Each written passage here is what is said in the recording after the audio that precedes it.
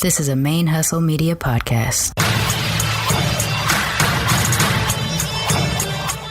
It sounds like one of the names they would have for a monarch. It's like Queen Javia the First, Black Radical Queer, among queer Negro women. All the way from the A, you listen to my favorite lesbian on BRQ. I'm on my black girl magic voodoo shit, with the bamboo earrings on some new shit.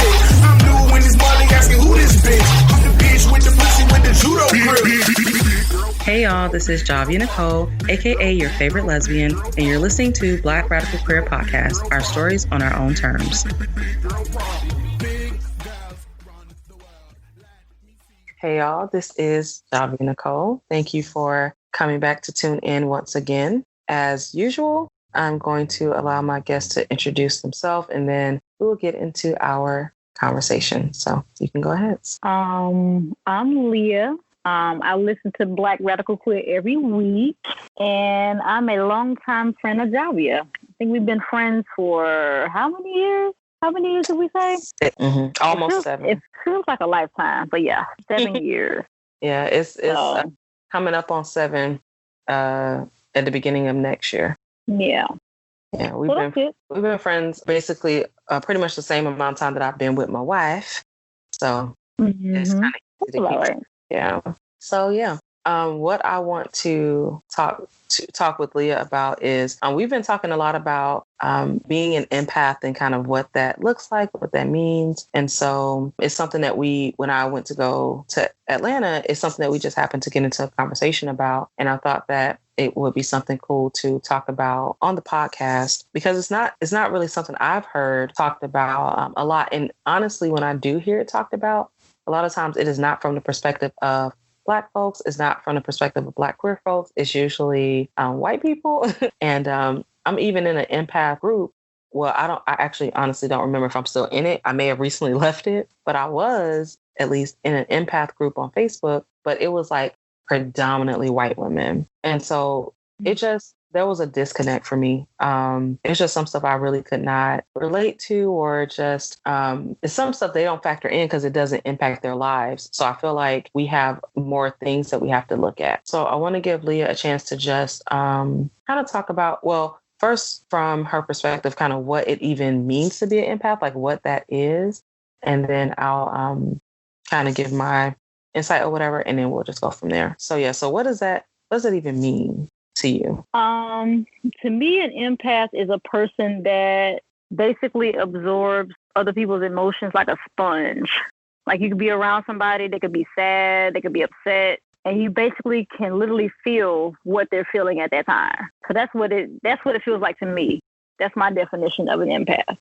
So I definitely agree. I wanted to kind of do like a definition, or kind of do a search to see if I could find something that's supposed to be a general definition or something like that of empath. And so when I did a search, the definition I found says a person with the paranormal ability to apprehend the mental or emotional state of another individual. Now, it's kind of interesting to me that that's the definition, and they use the word apprehend. So I'm like, why did they choose that word? But they mean understand or perceive. That particular definition of apprehend. So somebody who can understand, they can perceive. So really you do kind of take on that person's emotions. For me, so I definitely agree with like it being like a sponge, and it also being very, sometimes it can be unexpected. So, and sometimes it's uncontrollable. So I think that's part of it too, is that not only can you really absorb someone else's emotions and kind of how those things are impacting them, but it may just be out of your control. So like how a sponge will absorb moisture or water. It's like if you're the sponge and then you're just put somewhere where there's a lot of water and you didn't know there was going to be a lot of water there. So you just soaking it up. Whoa, wait a minute. Now I'm full. Now I feel all these things. You were an empath. Like, how did that even happen?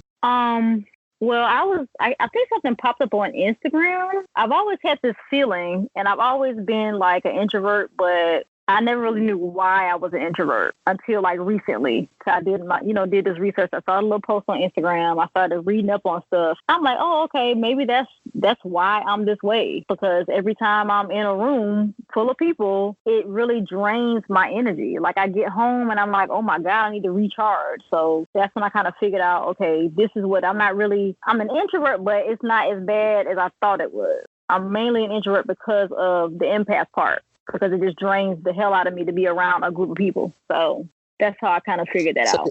So did you think that you just weren't very social? Is that kind of what you thought the issue was? That's what I thought at first. And even just things like going home to see family, I'm like, why don't I want to be around my family? Like, I just thought something was wrong. Like, okay, why do I feel this way every time I'm around my family? And I finally just figured it out. It's just so much going on. I just can't. I can only handle them at doses because I pick up on all the stuff that's going on, and I just can't. So that makes sense. I mean, I really can't say I remember like a specific moment when I realized I was an empath, or at this point I've known for a while. And so I can't really remember when that turning point was where I like learned about the term and all that kind of stuff. But I do know initially it was interesting because like people have always called me an extrovert, and I never really accepted that per se. Like I can adapt to different groups and different settings, and I can I feel like I can adjust to different types of people. And so I feel like I'm adaptable in that way, but I never felt like I was just a true extrovert. And one of the things that always stood out to me is that when I would socialize, it would be very draining for me. So I like kind of getting some of that social time, but I couldn't just do it back to back to back. And when I was younger, I spent a lot of time by myself. I didn't really like to socialize like that. And when I did, I kept it to a small group. And once I got to, and it was like that for a long time up until I got to college. So I really kept to myself. I had like a few people who I was cool with, but it wasn't until college that I socialized a lot more. But I recognized that for me, if I was socialized in kind of like larger groups, it was very much a business to me. So like I threw parties. So like I didn't count that as socializing in a traditional sense. For me, it was business. It was like, I'm hosting this, I'm running this, I'm making money, I'm making sure everybody's having a good time.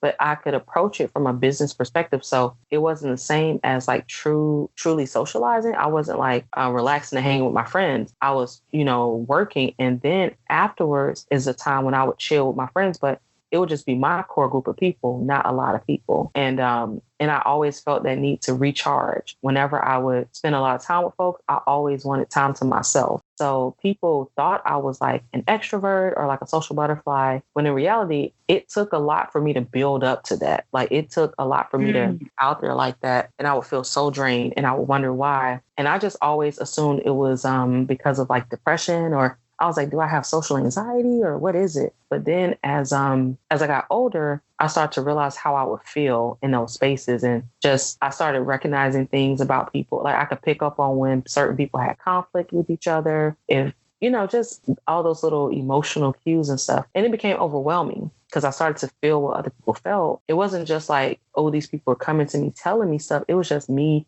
being around them. I could kind of feel if there was something going on, and that got very overwhelming. So I think I realized that's the realization I more so had. Like, I don't even remember how I figured out the whole empath stuff, but I just remember realizing that I would just be like, dang, I thought, people keep telling me I'm supposed to be so social, but I feel really drained. Like nobody knew how much energy and effort it took for me to get to that point where I could be around people like that. Like I would have to take time to myself, have my alone time. And like Leah said, recharge before I could even be in that kind of setting. I can't just do that all the time.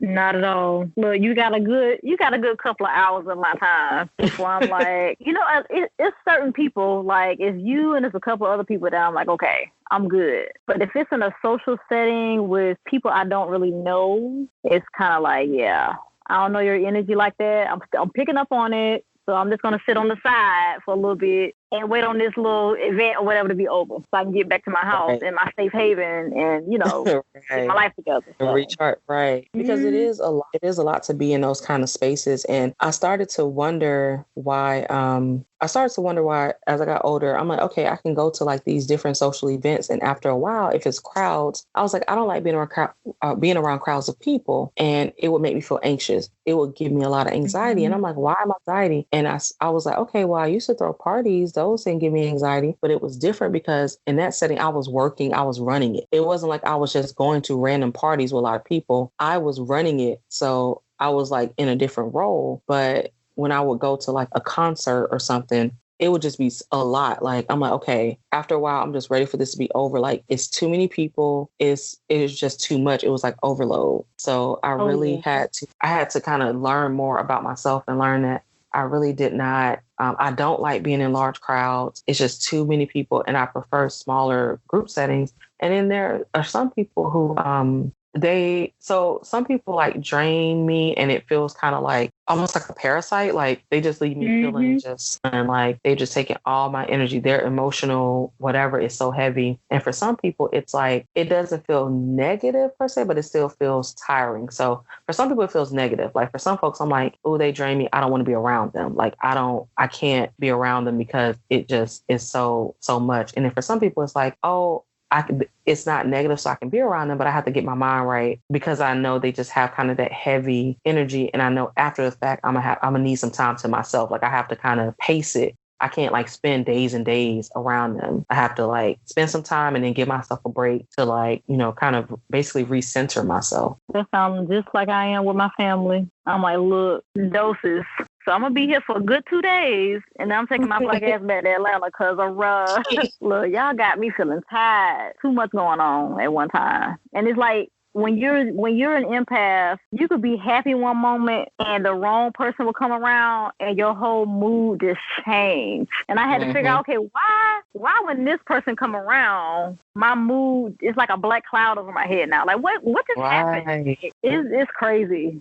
It's just crazy. Like really you just pick up on every little thing. I just don't like it. I don't like it. So you just have to figure out who drains you and how to protect yourself from those people. Once you know the people that actually will drain you, and try to prepare yourself, if there's someone that's close to you, you got to figure out a way to I guess repair yourself after being around them. How do you come back home and balance that out if that's somebody that you're going to see on a regular basis that you care about and stuff like that. So it's crazy. Because you definitely have to find balance, and it's crazy. You never know. Like for me, I'm just like, I have to be aware. I'm like aware of kind of like, I have to put everybody almost like in a category. And just so that I know like, okay, well, I know when I'm around this person or after a while, I'm going to feel some kind of way. Like I remember one time I had called my wife and I was just like, I was feeling perfectly fine. Like I was feeling good. And then I was just like, oh my God, my energy just shifted. Like I was around a certain person and their energy just totally, it's like it overwhelmed my energy. Like it just kind of, like Leah said, a black cloud. It was like, I was feeling like light, like sunshine, and like the black cloud just came over and just blocked all that out. I was feeling perfectly fine. And then I just started feeling some kind of way. And I'm like, why do I feel like irritated and kind of like down? And I got an attitude. I was feeling great before. And it pissed me off because I'm like, I don't like that this person's energy is impacting me like that. It really pissed me off because I like to be in control of myself. And so I didn't like that person could have that type of impact on me. It really pissed me off. So I called my wife and I was like, look, I ain't feeling this. I don't like that I feel this way. I need to get out of this space because I don't like it. I felt great and now I feel terrible and I hate that. So some people will have that impact on you. And you have to kind of know how to deal with that, whether it's you need to take a step back from them. You can't be in the same space with them, or you have to kind of adjust your communication with them, because that really, that's kind of the toughest thing for me to deal with. I don't like somebody being able to shift my mood or shift my energy like that. I hate that because I'm like, ain't nobody controlling me. Like, I mean, I get an attitude. Honestly, I really do get an attitude about it because I'm like, that's just not my personality. I'm a person who's about like me being in control of myself. So somebody else coming in, it's like, yo, stuff all jacked up. And now I feel some kind of way. I don't like that. And it's not on purpose. That's how it happens. And that is something that has irritated me and that I've had to kind of get accustomed to because it's something that just happens. Like, it's not like I'm purposely trying to take on this person's energy. I'm not at all. it just happens. And so that's, to me, something that's really frustrating about it. And I know a lot of people might not think that it's something that's significant, or they might not even think that somebody can be an empath, but I feel like there is definitely some validity to it, because I know I can be perfectly fine and I can be in somebody's presence and it totally just shift that. And it may not, it's not even because of anything personally going on between me and that person. Usually it's not, like, it ain't got nothing to do with me. It's just their energy, and they come in, they feeling some kind of way. They may not even say anything about it. They may just be trying to kick it like everything's cool, but I can still pick up on the negative, and it just totally shifts my whole energy. And I do not like that. I can agree with that. And then it's like, okay, what do? I really care about this person. So, and I think in the past, I've kind of pushed people away and not knowing why I pushed them away, but that's probably why. Your energy was off. And at the time, I just didn't know about this empath. Like, I didn't know what it was. So, like, every time I'm around you, it puts me in a bad mood, but I don't know why. It kind of, my body just automatically just kind of push you away. And like now when I look back on it, I'm like, okay, that's probably why I don't talk to that person no more, because their energy was just off to me. So, yeah, it really just makes me think about all the people that I've been in contact with in the past, now that I know what's happening. So it's tough to deal with that, because it's crazy to be in a situation where you're like, dang, this person, like, they come around and I feel some kind of way, and it's not like they did some specific thing to me, but every time they come around, I feel some kind of way, and that can really mess with you, because that's a tough thing to really reconcile. And for me, like, when I had that situation where I called my wife, like, and I was just feeling terrible, I was just like, this is somebody I care about, like, it's someone who I'm cool with, I care about them, but I don't know how come every time they come around, my whole shit just changed. Like, it just blew my mind. I'm like, I'm not feeling that. And now I'm like, I feel like I need to push them out some, because I don't like that that's the effect they have on me. So it is like a mixture, because I'm like, hey, I care about this person. I love them. Like, they're important to me, but I hate how I feel. Like, I literally felt like a dark cloud had come over me. And since I'm somebody who already deals with depression, I didn't like that, because I'm like, when I'm feeling good, I don't want to feel that dark cloud, because that can be triggering for me. That can be something that can kind of send me down that spiral of feeling depressed. And I'm like, hey, I don't like, I don't feel upset, or I don't feel down in this moment. I actually feel good. I don't want anything to jeopardize that. Like, I got to hold on to that, because I deal with enough depression as it is. So I don't want anything to trigger that. I want to be happy. Like, I want to enjoy my happy times, that kind of thing. So it can be tough, to experience that. I can agree with that. You got to find a way to protect your space. You got to find a way to find a boundary to say, okay, this is where this is going to end right here. So it's hard when you really care about the person. You got to figure out what you need to do from there to protect yourself, from being drained, or from because I suffer from depression too, that. So you just got to find a balance. And it's hard sometimes, because you literally don't have any control over what's happening. Yeah. They come in the room and your body just naturally reacts to whatever they're going through. It's like a sponge. Like, you just don't have no control over it. So I hate that shit, because I'm not a control person when it comes to other people, but like, I like to have control on my own shit. Like me, this one right here, like, this is my domain. I want to control all this. So it really bothers me, because I hate, and then I get an attitude, because I'm like, why is this, impacting me this way, even though I get it. But I was reading this. I remember, like, one of the things I read when I was just doing some research on empaths, and this article was talking about they were saying, like, empaths feel everything. They're highly sensitive. They're like finely tuned instruments. And when it comes to like emotions or something, they were just talking about they feel everything, sometimes to an extreme, and they filter everything through their intuition. And they're like very good listeners. They're naturally giving. They're, just like really spiritual and stuff like that. And I feel like that's part of the reason why, when I think about, I'm one of those people who folks will just approach out of the blue, like people I don't know, and they will tell me all their business, like all of it. Yeah. Complete stranger. I've had complete strangers walk up to me, tell me their life stories.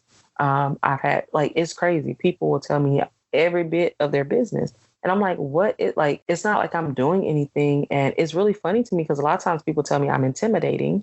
So I'm like, how do these things coexist? I'm intimidating, but people approach me all the time. So how that work? But people will just come to me and just like unload. And when you're an empath, for one, even if you're not an empath, that's a lot. But when you're an empath, it's like, as they're going through that process. So it's a difference between sympathy and empathy. And you sympathize with someone, you can understand what they're going through, but there's a distance there. If you empathize, you feel it. So just imagine like telling you all they shit and you can feel it. You can feel the emotions that they're going through as they're kind of like sharing this with you. So it really is like an unloading. And in fact, they may feel better, but now you got more weight that you're carrying. That's a lot. Oh, yeah. I can agree with that. And that, that's one of the reasons why I can't do funerals, because I can't even describe it. Like, I went to my mom's memorial and the emotions that I felt, I'm like, I never want to feel this again. Like, this is so much. There's so many things going on in this little church. I'm like, I can't do funerals. I tried. And it could be because it was my mama, I don't know, but I'm like, I don't want to feel like that again.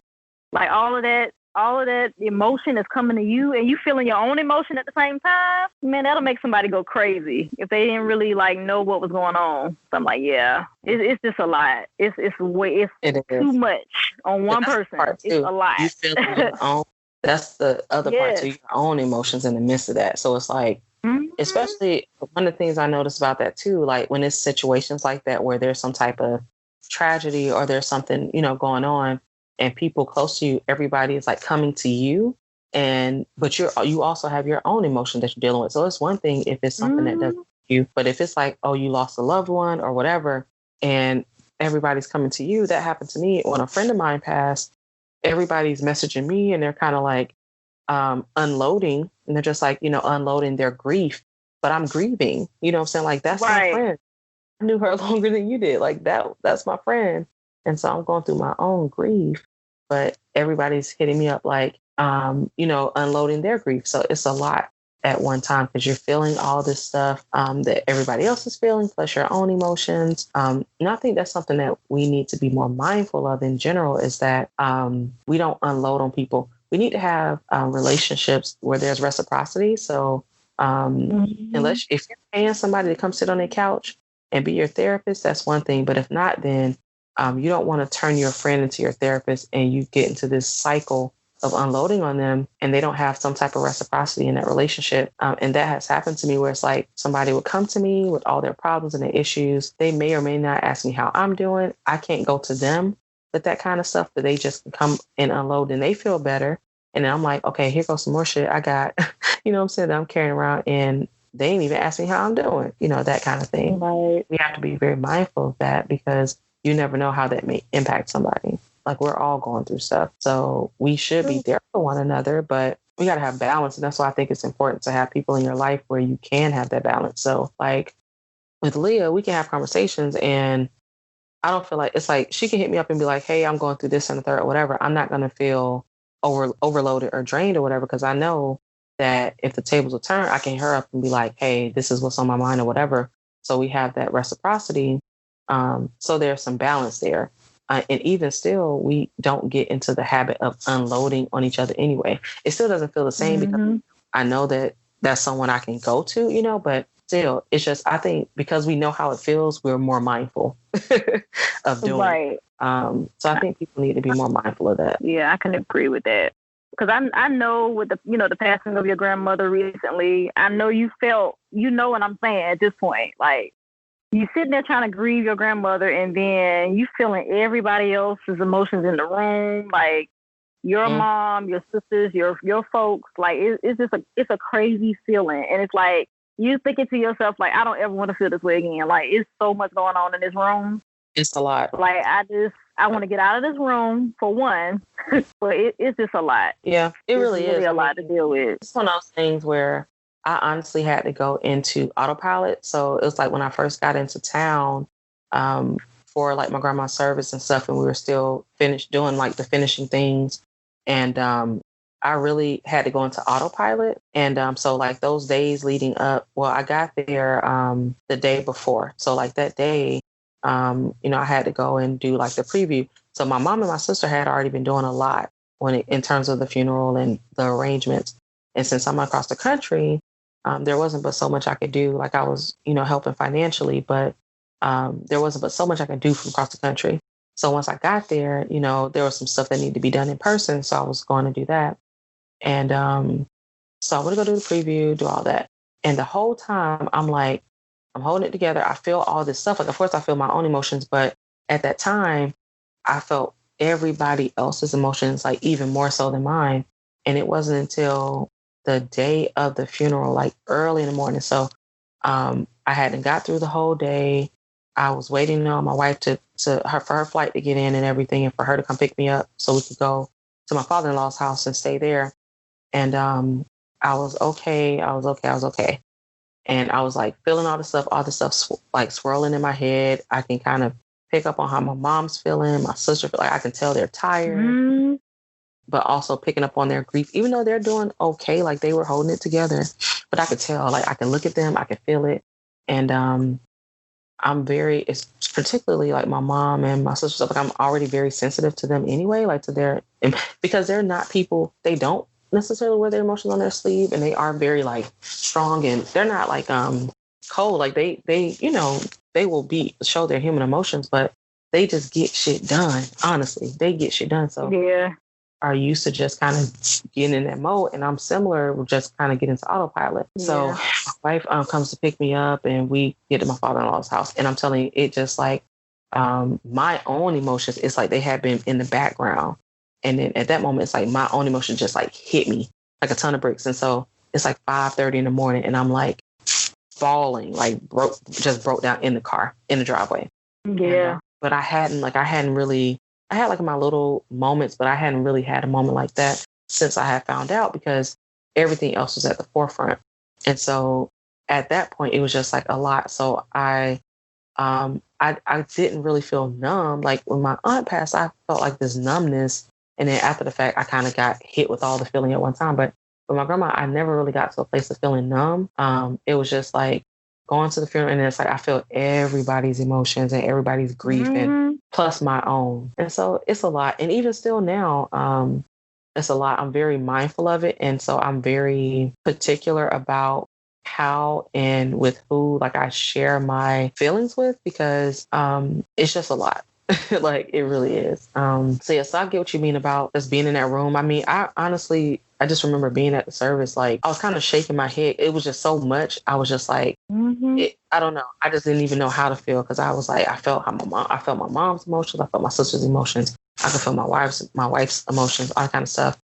And it's overwhelming. It's very overwhelming. All you can do is just sit there, try to get through it. Like, okay, like I know I should be grieving for myself, but it's like other people's emotions sometimes overpower your own. And I don't like that. Let me feel what I'm going to feel first. Like, don't overpower my emotions. But that's... sometimes mine are loud, honestly. Like sometimes, because I'm so overwhelmed by kind of just being in tune with what everybody else is feeling, I have to like deal with my own shit last. Like, and that's what happened in that moment where I just like, I'm in the car and I just kind of have like a breakdown. It's because that whole day I had not actually acknowledged or really dealt with my own emotions. I just was like, I felt surrounded by everybody else's. And it wasn't like anything they were particularly doing. Like it definitely wasn't on purpose. It just is what it is. Like, because they were, taking care of stuff too. And they weren't, it's not like, ooh, this person's so emotional. Not like that. But I could just feel it. It's just, I couldn't control it. I could feel it. All that stuff that was underneath the surface, like the stuff they weren't saying. And it's even as they're just going through their, regular routine or whatever, I could just feel it. And so it wasn't until after going through that process that I had to like sit with my own emotions, and it just kind of hit me like a ton of bricks. Yep. That's how that works. Once you finally get alone to yourself, it's like, okay, now I can acknowledge how I'm feeling. So, yeah, I can relate to that. I can definitely relate. It's different when you get to that time where it's quiet and you by yourself and you got that. And that's some of the toughest time. And it's also necessary because you got to process through some stuff.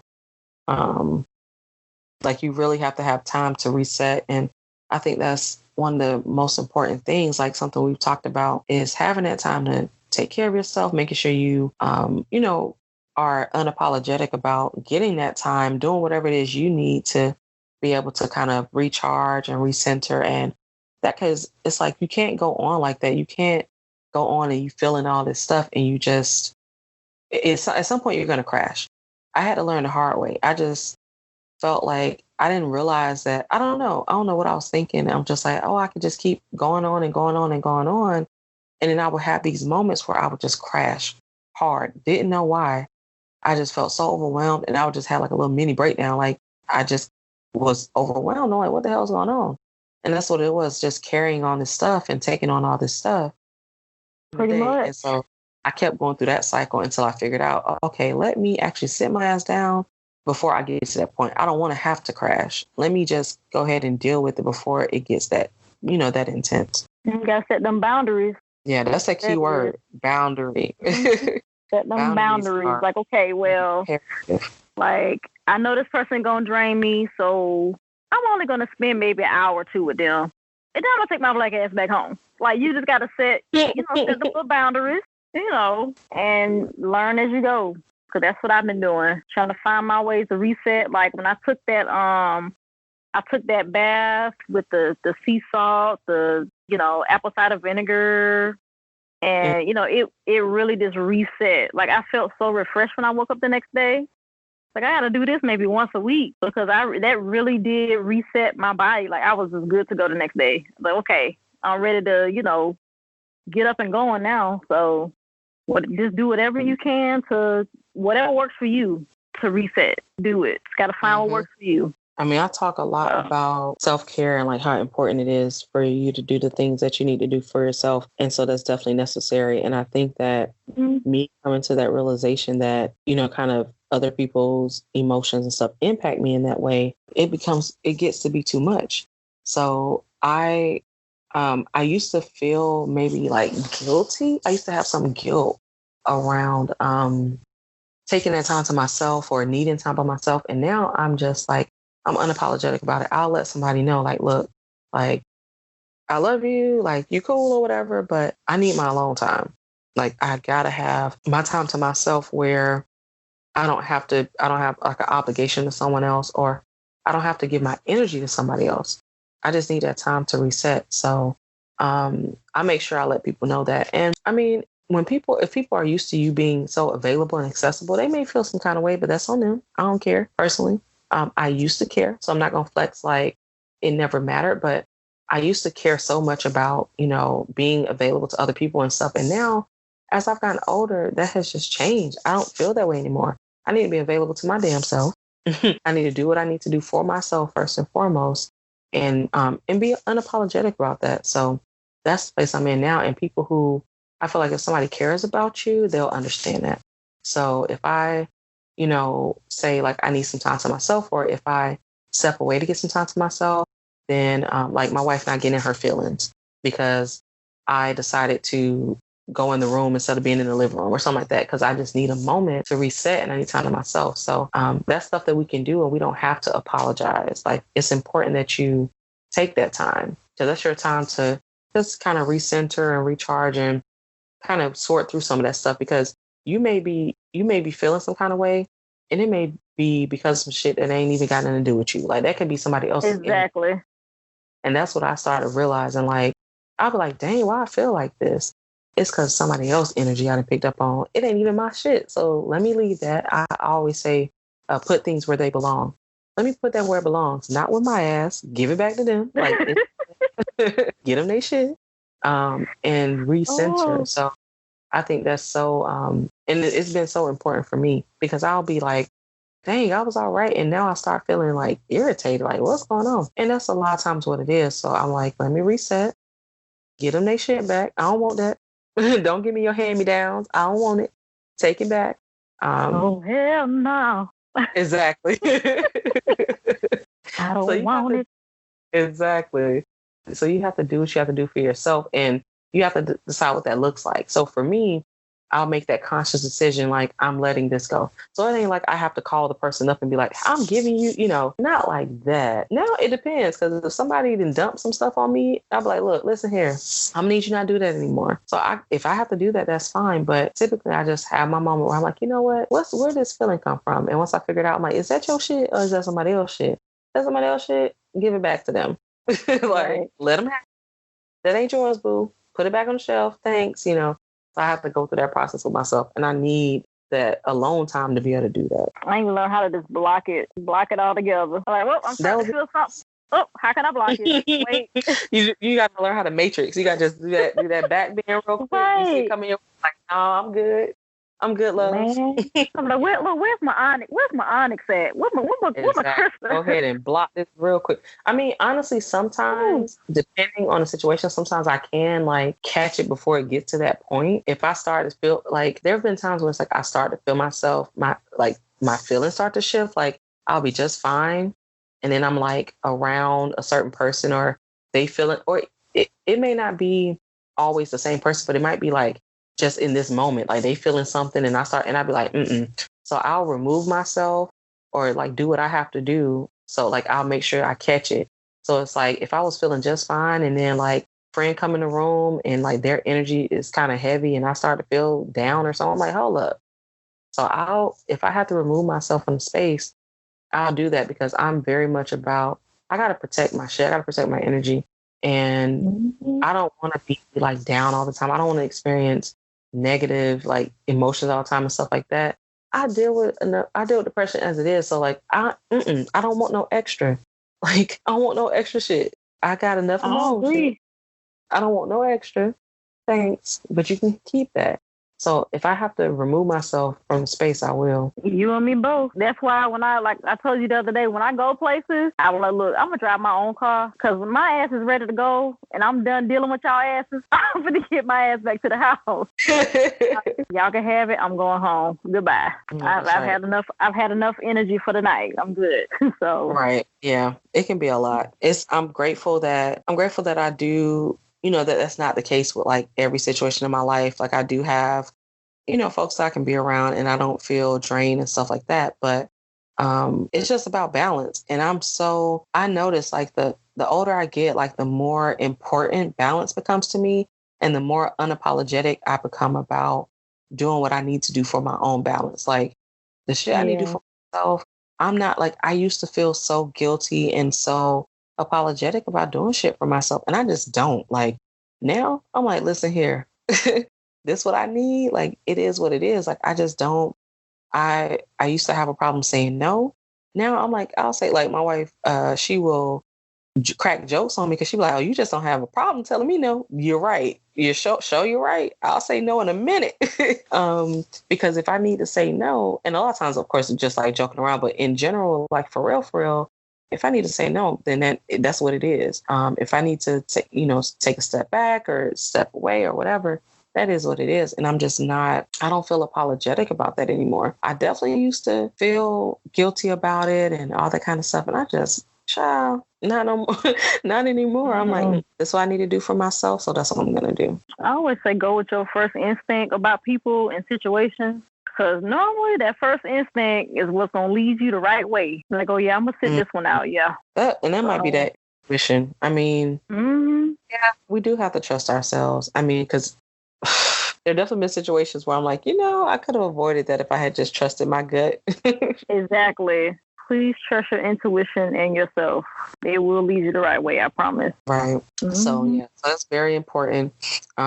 We've been just talking about ways to reset and recharge. And, you have to really cultivate that for yourself and figure out what makes me feel like I'm always say back to center, or like recentered or something like that, or grounded, or, whatever, what makes me feel like that. So I just try to do those things that'll help me feel better and just help me release. So whether I need to write or, light my candles, listen to my music, talk to a certain person, or whatever it is I need to do to kind of get my mind right, I'll do that. And just so I can kind of let go of all that stuff that I'm carrying. And I mean, as I've been more mindful about it and more aware of it, I realize that I don't carry as much. So I don't feel like people's energy impact me as easily, but it still happens. And so, I just try to be mindful of it, and I try to deal with it as soon as I notice, and don't let it build up, because I ain't got time for that. Like, I really don't. I agree. It gets easier with time once you kind of figure out what works for you. Because I'm just now really figuring out, okay, yeah, this feels good. This is what works for me. So Yep, that's what it is. I think it does have its benefits, especially depending on what kind of field you want to go in or what, that kind of thing. Because for me, being in human services, it is beneficial to be empathetic. And I'm grateful that I'm empathetic. I am able to empathize with like my clients and stuff like that. But I also have to have very strict boundaries because that risk of taking things home with you. And so it's just being mindful of that. But I will say it's a lot. I definitely did not ask for it. I would not have asked to be able to, for it to be I don't like not being able to control it. So for me, that's the issue for me. But at the same time, I do feel like it does help me to be like a better friend, a better listener, a very like sensitive to the needs of people around me and stuff like that. So I think that's a positive thing, but there's still things about it that I'm not a fan of. Yeah, it almost forces you to put other people's emotions before yourself. And that's the part I don't like.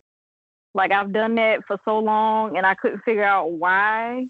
I'm like, when am I going to take a chance, like have a chance to really take care of myself? So yeah, I don't like it either. It's definitely not something I would have asked for. I just wanted to be able to have a conversation about being an empath. And I do know quite a few people who are empaths. And I know some people who it's like, it might not be their thing. That's cool. Everything ain't for everybody. But I do think that it is what it is. Like, I mean, I know too many people and I've seen, heard of too many experiences where I just feel like, yeah, this definitely is what's going on. It just kind of makes sense. So for those people who are out there who feel that way, I don't want them to feel like they're alone. And I want for it to be able to come from a different perspective too, because for me, when I was in that empath group and it was like mostly white women, there was a lot of stuff I can relate to. And I feel empathy for oppressed people and marginalized people and stuff like that. And that was something that I didn't see them mention. So it's like, I see people being brutalized. I see my folks dying. I see all this stuff going on. That has an impact on me. Like, what's going on in the world weighs on me heavily. And I didn't see any of them talking about that. And I'm like, so for me, that there was a disconnect there because I'm like, I can't think about being an empath or talk about being an empath without me mentioning the impact that like just seeing what my folks are going through and seeing what's going on in the world and seeing what Black folks are going through, what Black women are going through, what Black trans women are going through. Like, all of that is factored into me being an empath. Like, all of that, really does have an effect. So, and I just didn't see any of them mention that at all. Like, I'm just like, I remember seeing, when I heard about like Sandra Bland, I remember having a very strong reaction. Like, I remember crying. Like, I was just like, I felt like I knew her. I just was like, what in the world? And I'm like, that's not what they're talking about in these groups. They're talking about, family and friends, but they're not talking about how the things going on in the world impact them and how if you're an empath, like that stuff can weigh on you too. So they're talking about feminism, and that's a whole nother conversation, child. Yeah. a whole nother conversation that ain't got nothing to do with us. But look. Yeah, that is something that's interesting to me because I'm like, okay, you're an empath or you're an empath, Right. Because those conversations, I was like, they weren't doing anything for me. But anywho, but we'll have to talk about that another day. Did you have anything that you wanted to add as we wrap up? We need to open up our own like Black queer empath group or something. I don't know. That's a good idea. That is a good idea. Because that group was not doing it for me. And I kept looking around like trying to see, did I see any other Black people? Well, Black, because it was women. It was like women, but I honestly, off the top of my head, can't think of any other like Black women I saw in the group, or I'm trying to think, did I see other women of color? Like, it was just so overwhelmingly white, and I just didn't feel connected. I'm like, we're supposed to have this thing in common, but a lot of these posts I can't relate to. Like, they're mostly talking about like their husband, like saying, oh, well, my husband did this and that. I don't know. It just wasn't, I don't know. It wasn't clicking with me. I was like, I'm up here feeling, the weight of the world. I don't know what y'all going through. So yeah, I couldn't really relate. The same way sometimes. I was like, what can I do to like make the world a better place today? Like I was telling you the other day about the veterans. Like I really want to do something for the veterans out there. You know, like if it don't affect them, they don't care about it. And to me, that's like, how can you be an empath but you don't really care about what's going on around you? It's kind of weird, but how about that? I mean, that's how they do those. If you only look at it from the perspective of the people that you're connected to, because of course that matters, but it's not only my family and friends. Like it's, you know, like I had mentioned on the podcast before, when me and my wife were at a Black Lives Matter rally, and this white girl was like fussing with this black girl about police brutality and all this other stuff. I remember, I don't know, it was like I felt, because this girl was grieving, the black girl was grieving her cousin's death. And I just remember feeling overwhelmed, and then I got angry. And I'm just like in this white girl face, like, how dare you? Like, I don't know, I didn't know the black girl or anything, but I just felt her pain so strongly. And then I was just like, how dare you have the audacity to like say some sideways shit to her? Like I was ready to fight. Because it was that strong, you know. So I'm like, I can't relate if your only experience with you know, feeling somebody's emotions is like your husband. You know, that's all well and fine, but that's not reality. It's a lot different. We get more empathize with the world because hell, we done had the world on our shoulders. Black women have had the world on our shoulders for centuries, hundreds and hundreds of damn years. You better come through with that word. We've been carrying the whole world. We've been feeding white babies and taking care of white people and taking care of people in general for hundreds of years. So it's easier for us to say, you know, we care about the world because that's what we've been doing all the time. Like, I don't know. It's just easier for me to think that way than for them. They only think about themselves. They don't have anything else to think about. I mean, what else are they going to think about? I think that's true. So my thing is, I'm like, if that's the case, can you actually be an empath? Like, you know what I mean? It's like, can you actually, is it possible? Because that's not limited. You can be an empathetic person. You can experience empathy, but like an empath specifically, it goes beyond that. And it goes beyond people that are just in your circle. It may be people you've never, ever met. It's just people who are going through stuff in the world. Like I know when I see these different stories and these headlines, I know the impact it has on me and the way that kind of visceral response that I have. Like shit is real. So I'm just like, can you even be a child? That's why I don't even watch the news. I cannot watch the news without cringing.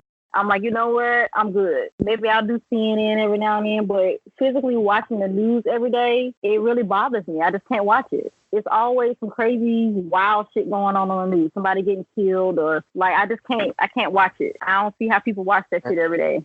Because it bothers me. I really don't either. I mean, because it, you know, I feel like there's so much basically like trauma porn that circulates in our media. Like, and I think people have become numb and desensitized to it because it's so overflowing. You know what I mean? Like it's so pervasive. That's what I'm looking for. It's so pervasive. Like every time we get on Facebook and Twitter and turn on the TV, we're seeing somebody who has been killed and somebody who's been brutalized and somebody who's been raped and somebody who's been through all this stuff.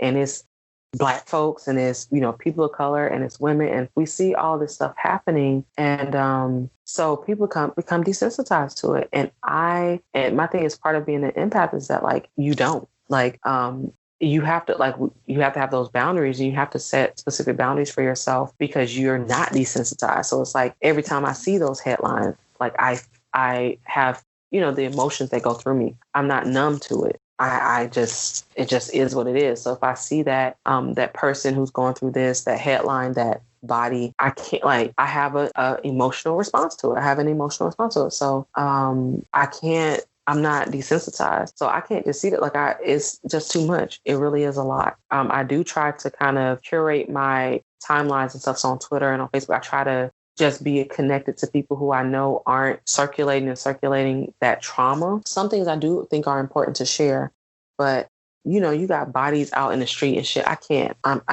not the one. So I try to connect to people who don't share those kind of things because it's a lot. Right. I can agree with. I mean, still to this day, to think about Trayvon Martin, it makes me so emotional. I'm like, I don't know what it is about what happened to Trayvon. I mean, it's crazy in itself, but it's something about Trayvon Martin that just makes me so emotional. Like, I just think about his parents. I think about how old he would have been, all the events that took place. Like, just hearing his name just gives me chills. I don't know. It is what it is. Like, I can't. I don't see how people are not affected by what's going on around them. That could easily be your nephew, your dad, anybody in your family that could have been that person. So how can you not, I don't know. I just can see how people just walk around like it's nothing. But it is what it is. Like, I mean, folks are so inundated with it that, like, for some people, it's just, they've just kind of accepted it as coming with the territory. I just can't. Like, I can't. And the thing is, I mean, I feel similarly when it comes to Sandra Bland, but it's like, I don't even have to, even though this person is not my sister, my whoever, anybody connected to me, it still has that impact. And I'm like, I haven't been able to get to a place where I'm desensitized and where I'm numb and where I'm not impacted by it. So that is a big part of my, I don't know, like, just a big part of who I am. It just is what it is. Like, I can't tune it out.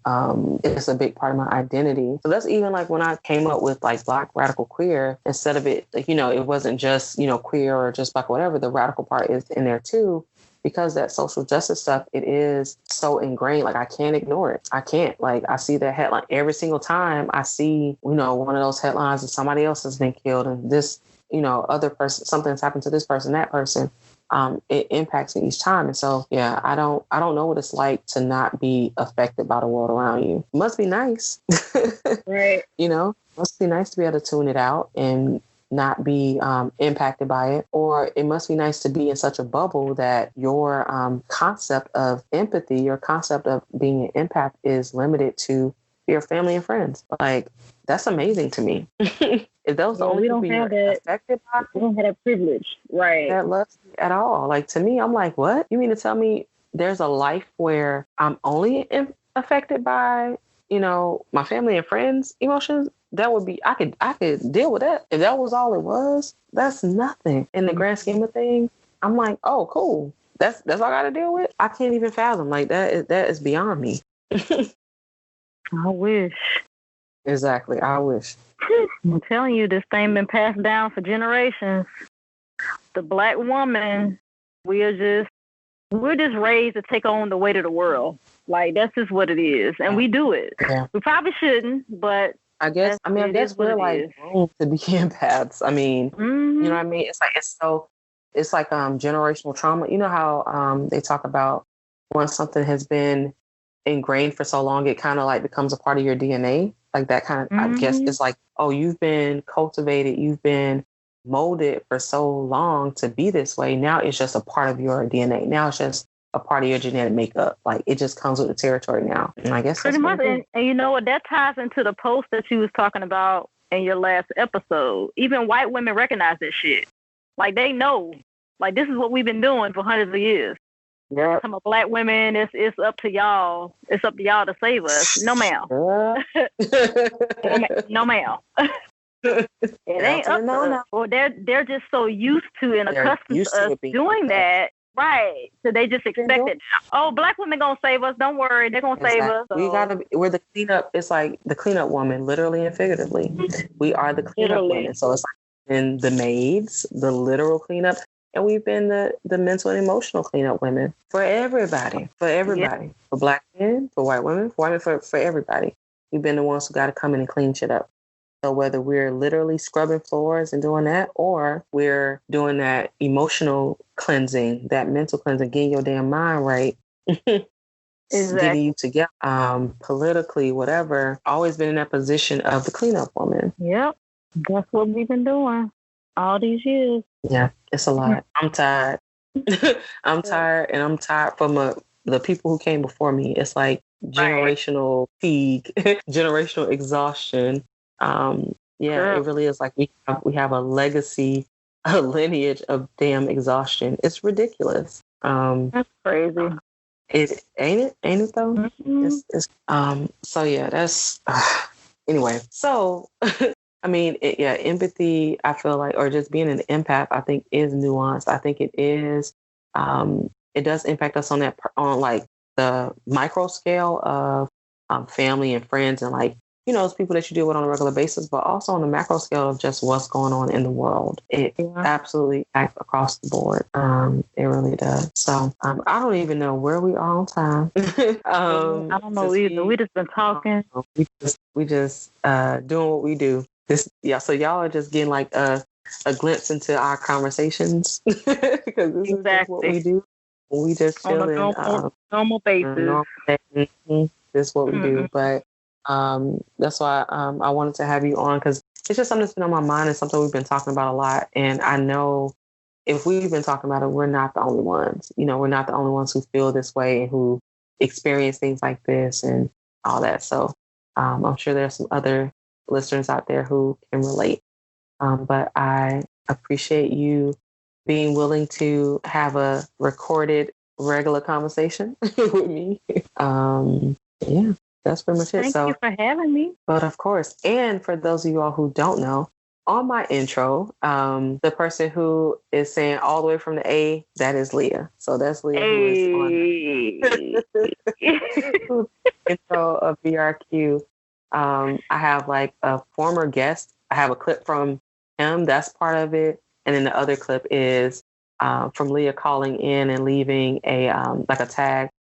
She called the BRQ Google Voice line and she left it on the voicemail, and I was able to put it on. Y'all can do the same if you would like. You can also send in questions or like your own stories or whatever. And I'll definitely include them and make it an even broader conversation. So, because that's how I like to do. I want y'all to be involved. So thank you for listening. And until next time, I am out. Bye, y'all.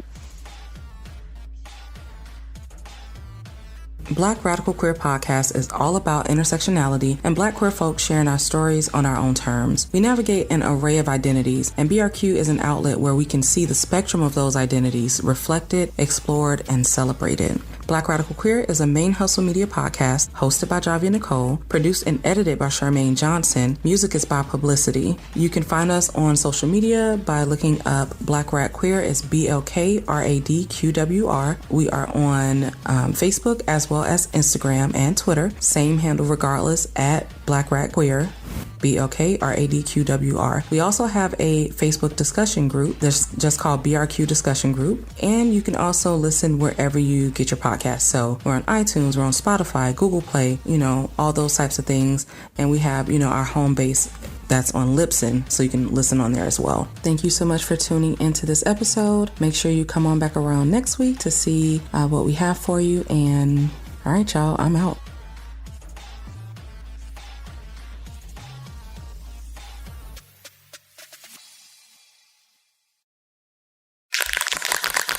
ManeHustle Media. Turn your side hustle into your main hustle.